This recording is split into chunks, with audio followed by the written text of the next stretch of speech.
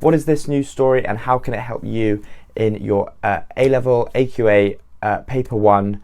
sociology exam, so particularly that education section. So this story is about how the University of York, along with other universities, are building campuses in India. So it particularly talks about how the University of York is just now building a new campus in Mumbai, which is part of a trend of other UK universities doing similar things in India, including the University of Bristol, University of Liverpool, Queen's University of Belfast, and others. So the significance of this is that it's part of a kind of growing trend of UK universities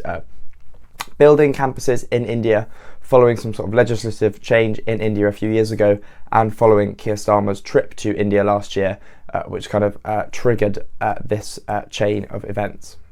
So you can use this story and similar stories to support arguments that education is becoming increasingly globalized, particularly in relation to the topic that higher education is becoming more globalized. So you could reference Stephen Ball, for example, who writes about the way that higher education is increasingly catering to a kind of global market, trying to attract global consumers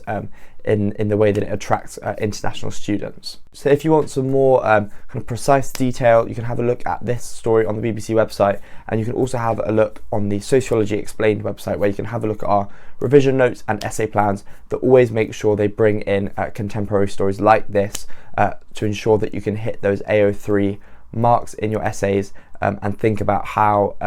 relevant arguments are in contemporary society, which is really important for being able to evaluate and analyse within your answers to a good level.